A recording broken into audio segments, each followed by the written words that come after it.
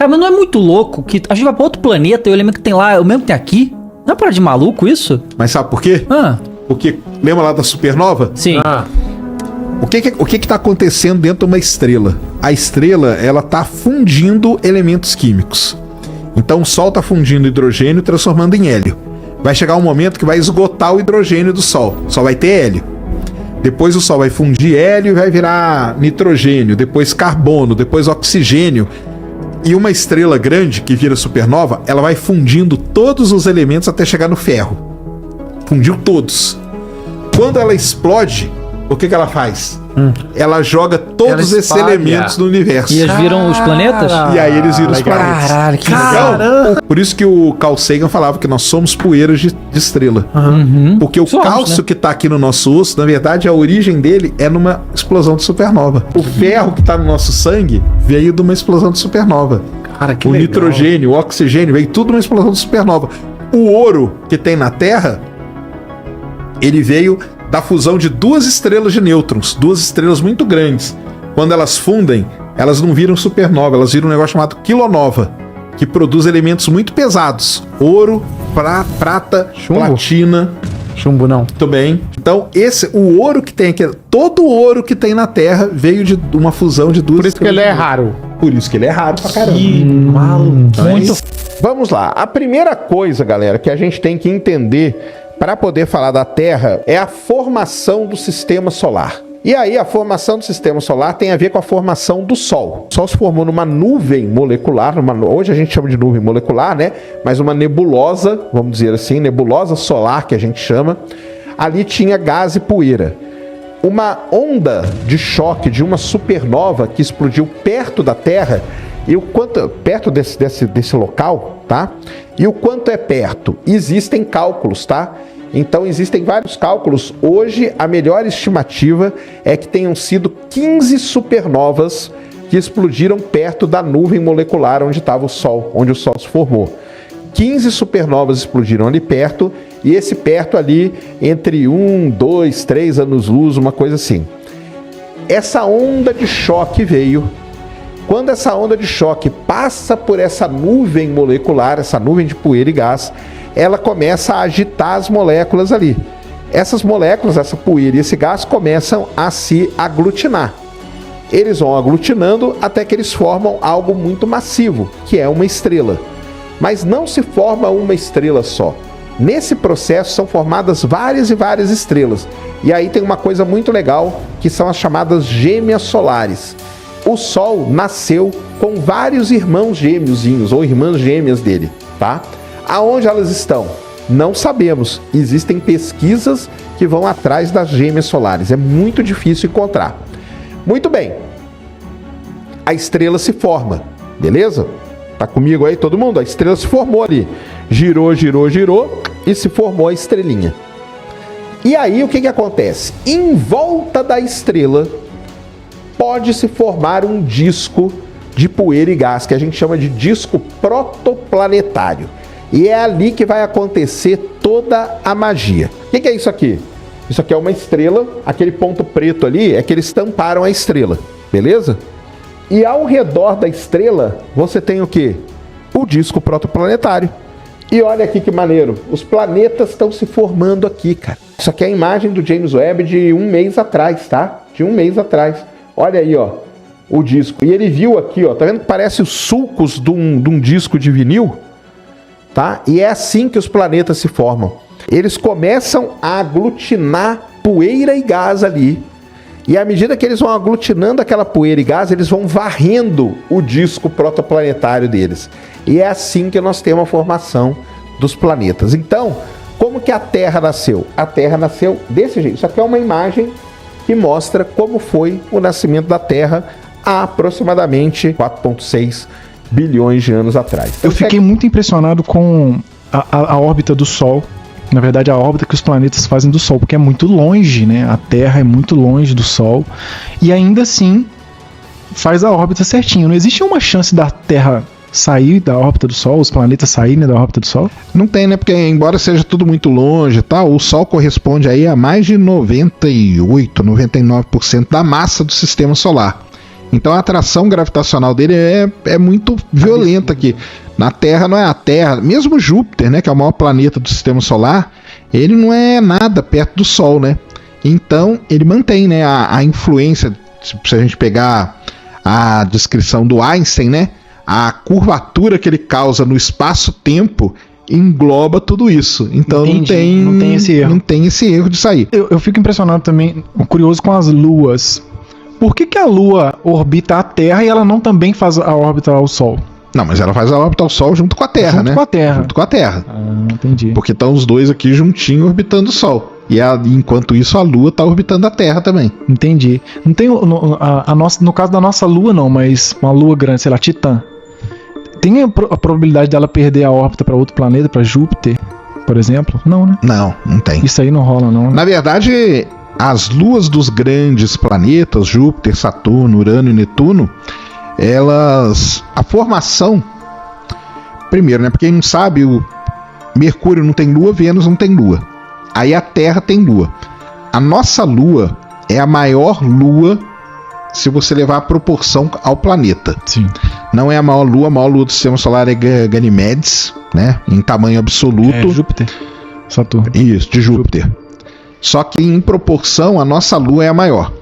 O negócio é o seguinte, que a nossa lua, provavelmente a formação dela foi um objeto que chocou com a Terra, Theia, lá no comecinho do sistema solar, saiu um monte de partículas, as partículas se aglutinaram na órbita da Terra e formou a nossa lua.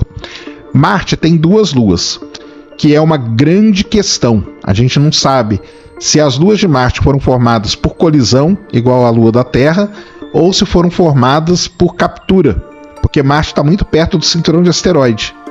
Como elas são muito pequenininhas, Marte pode ter capturado 2 pequenos asteroides. Se você analisa hoje os dados, tem, vamos dizer assim, dados que corroboram as duas ideias, beleza? Por isso que o Japão vai mandar uma missão para lá, chama MMX. Os outros planetas, que é Júpiter, Saturno, Urano e Netuno, todas as luas deles foram capturadas.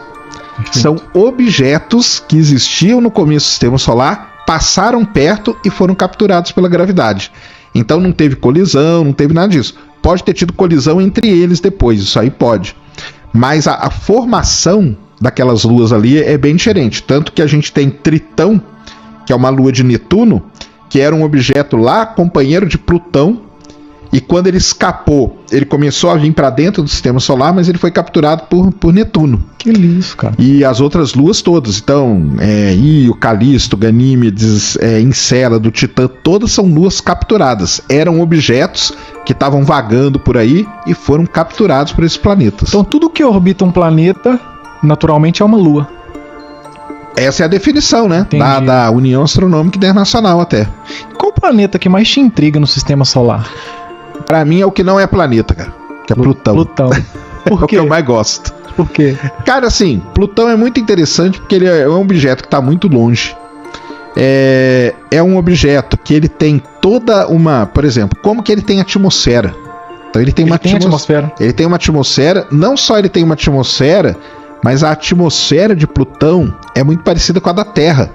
Ela tem camadas. Então, para quem não sabe, né, a atmosfera da Terra tem camada, né? Vocês estudam aí na escola.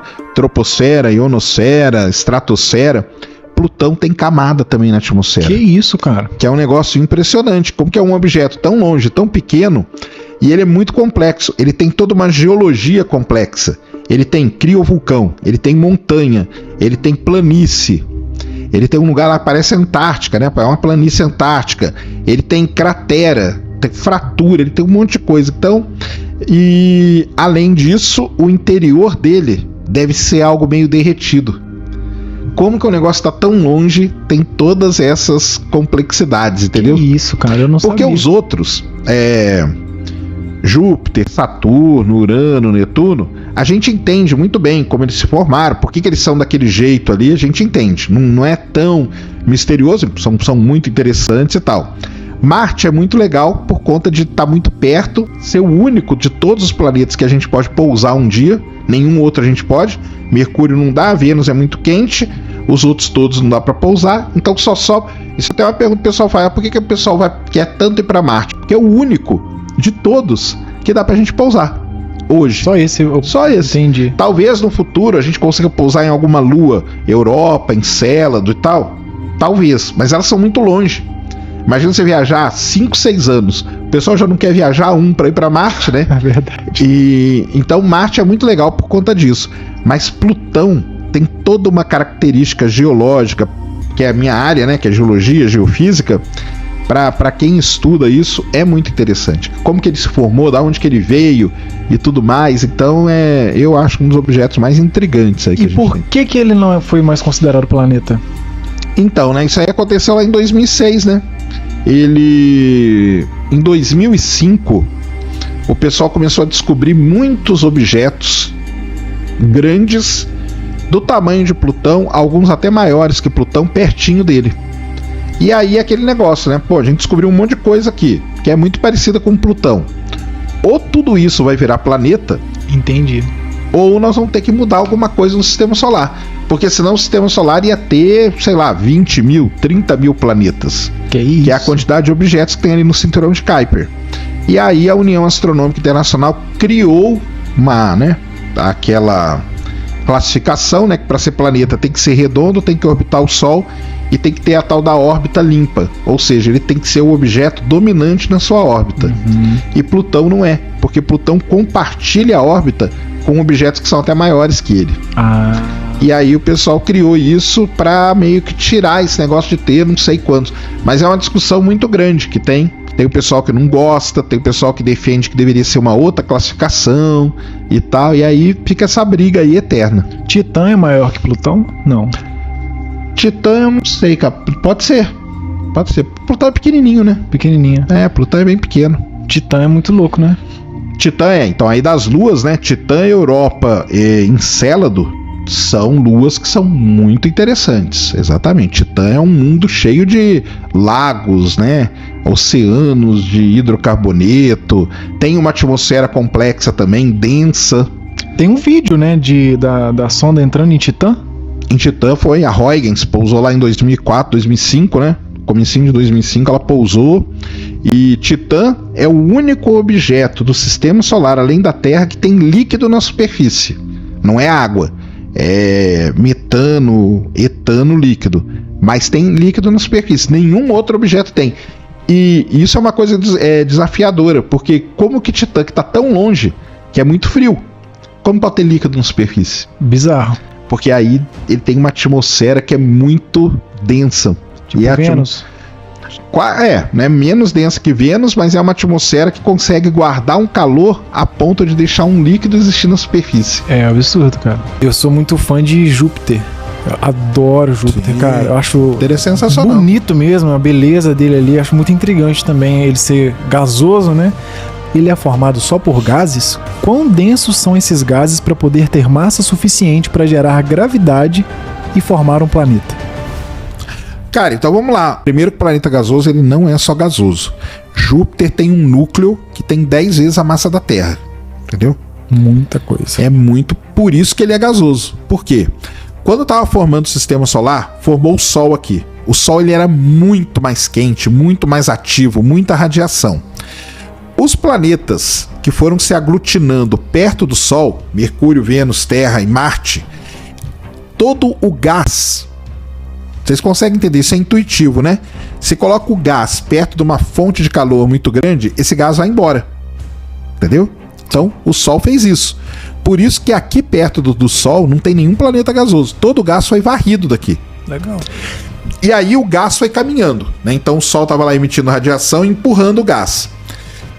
No sistema solar, existe, todo sistema planetário tem um negócio muito importante, que é o seguinte, chama linha de neve.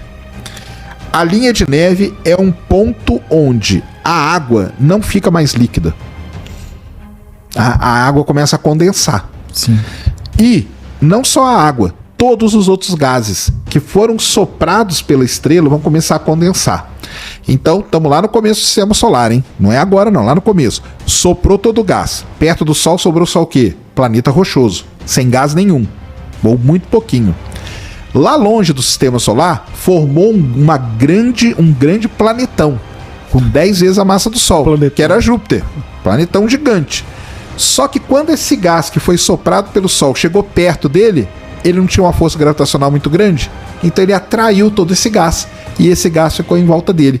Então por isso que eles são gigantes gasosos, porque eles já são gigantes mesmo sem ter gás. Sem o gás. É. Muito gigantes. E eles têm uma força gravitacional muito grande, então aquele gás ficou ali com eles. O que passou um pouquinho ficou para Saturno, o que passou mais um pouco, que é metano e amônia, que são elementos mais pesados para ser congelados, foram ficar lá em Urano e Netuno. E tem já se sabe o que é o núcleo de Júpiter ou não? Ainda não, a Juno tá lá para isso, né? Entendi. A Juno tá lá para isso, para responder pra gente como que é, né, esse núcleo aí.